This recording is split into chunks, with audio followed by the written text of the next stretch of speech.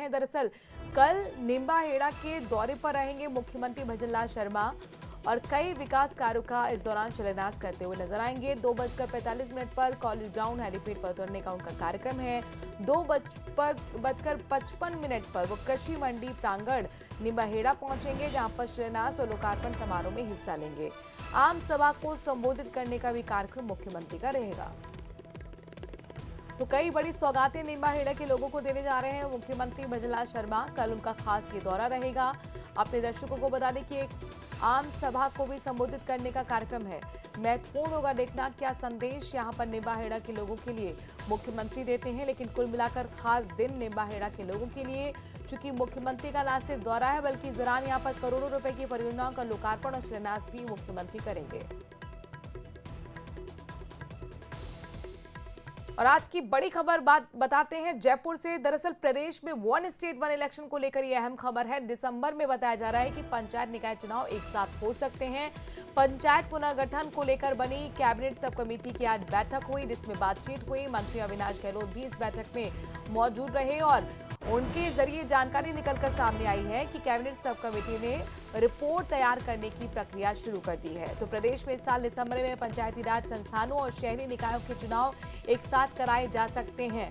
पंचायतों के पुनर्गठन को लेकर बनी सब कमेटी, जो कैबिनेट सब कमेटी है, उसके सदस्य मंत्री अविनाश गहलोत का कहना है।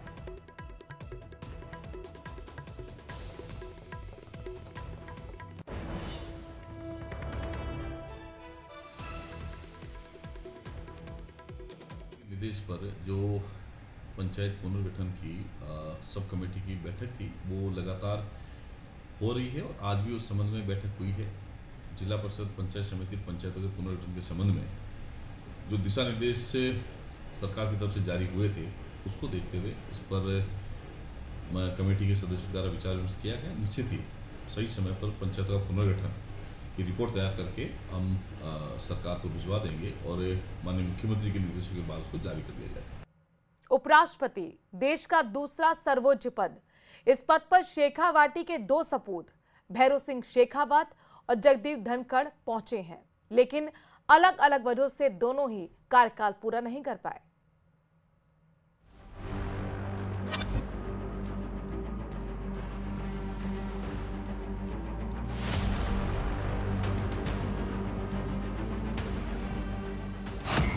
शेखावटी के दो लालू ने किया कमाल। भैरों सिंह शेखावत, जगदीप धनखड़ ने उपराष्ट्रपति का पद किया हासिल, लेकिन दोनों ही दिग्गज पूरा नहीं कर पाए कार्यकाल। ये कैसा संयोग?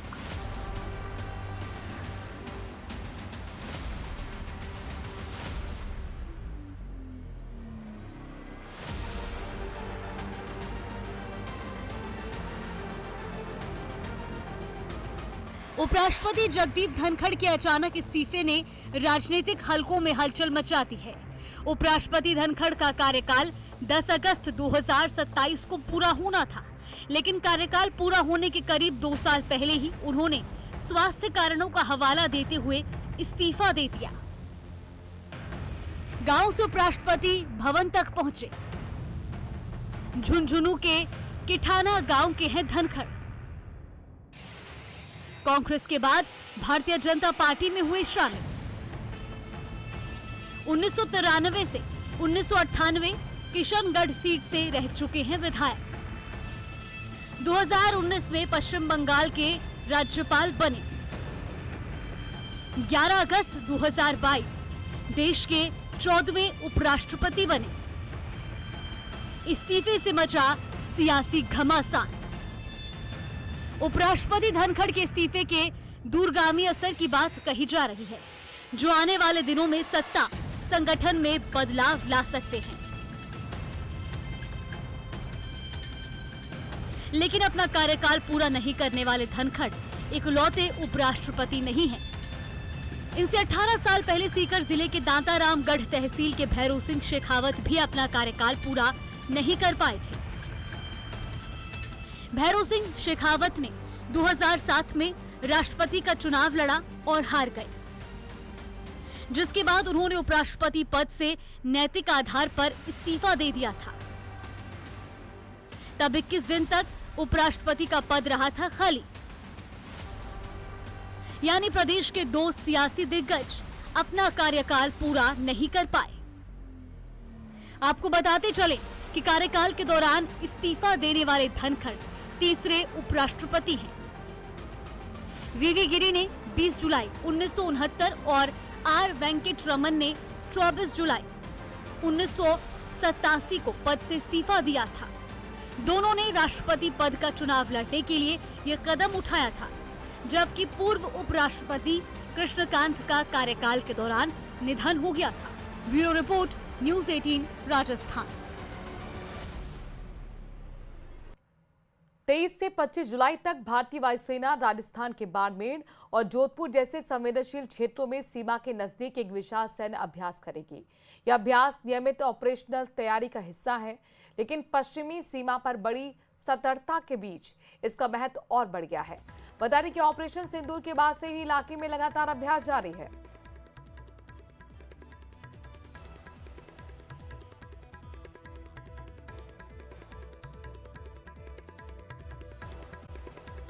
कानून का इकबाल तभी बुलंद रहता है जब अपराधियों के मन में कानून का खौफ रहता है।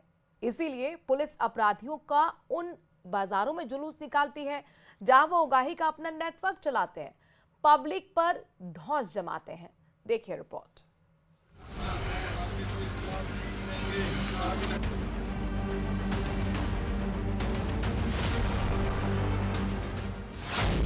पुलिस ने बदमाशों का निकाला जुलूस। गिड़गिड़ाए गुंडे, जनता की बंधी आस। अपराधियों में भय, आमजन में विश्वास। अपराधियों में भय और आमजन में विश्वास तभी बरकरार रहता है जब पुलिस अपने कर्तव्य का निष्ठापूर्वक पालन करती है, अपराधियों को उनकी औकात बताती है। ऐसी ही 3 तस्वीरें आपके टीवी स्क्रीन पर।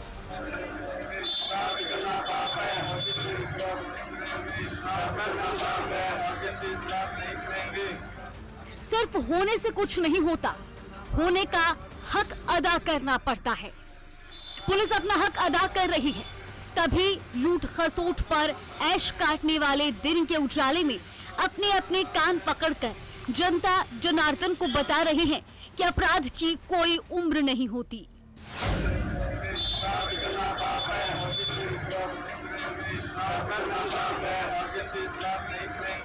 कानून का प्रहार होता है तो सारी हेकड़ी धरी की धरी रह जाती है, सारी बतौलेबाजी हवा हो जाती है। अब इन चारों का गुनाह सुनिए।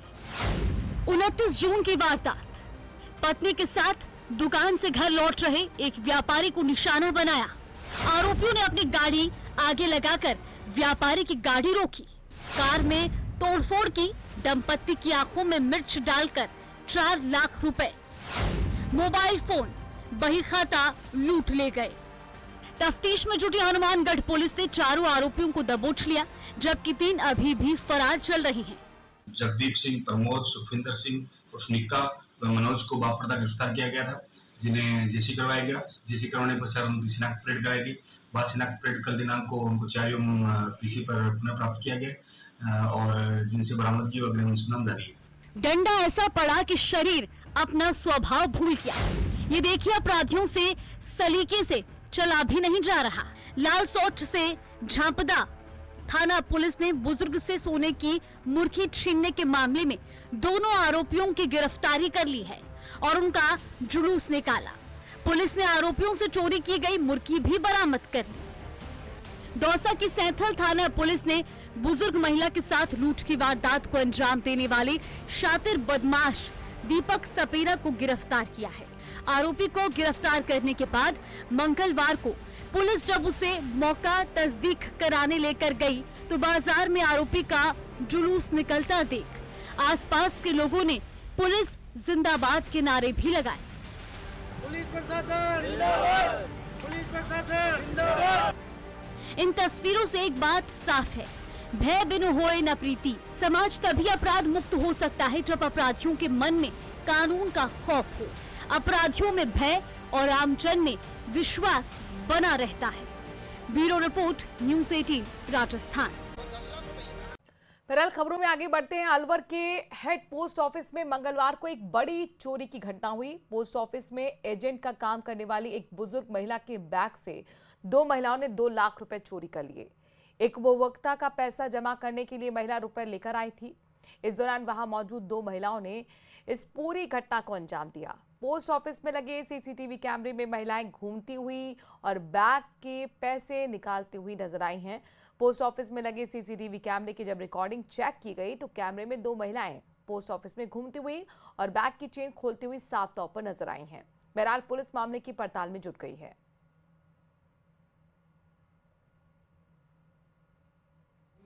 आज दिनांक 22 जुलाई को सुबह करीबन 10:15 बजे करीब मम्मी हमारे यहाँ से घर से 2 लाख रुपए लेके गई हैं। एक कस्टमर के रेलवे स्टेशन का खाता है, उसमें पैसे जमा करने थे 2 लाख रुपए। उसने 2 लाख रुपए मेरी माताजी ने भतीजे को, मेरे भतीजे करण को 2 लाख रुपए उन्होंने करीबन 10:30 बजे करीब उसको दिए हैं और वो लेके रेलवे स्टेशन पोस्ट जमा कराने के लिए गया है। इसी दरमियान 15 मिनट से 2 लेडीजें जो मेरी माताजी के आसपास बैठी हुई थी और उनकी रेकी कर रही थी। उन्होंने सारा माजरा देखा, कितना पैसा लेके जा रहा है बच्चा और कहाँ रख रहा है। जैसे ही वो बच्चा पोस्टरी से बाहर निकला तो उन्होंने उसके बैग की चैन खोली है, जो कि कैमरे में कैप्चर हुआ है। उसके बाद वो बच्चा पोस्ट ऑफिस भी गया है, वहाँ से वापस आया है, उसके पीछे रेकी करते हुए वापस आई है और उन लेडीजों ने 2 लाख रुपए बच्चे के बैग से बाहर कर दिए।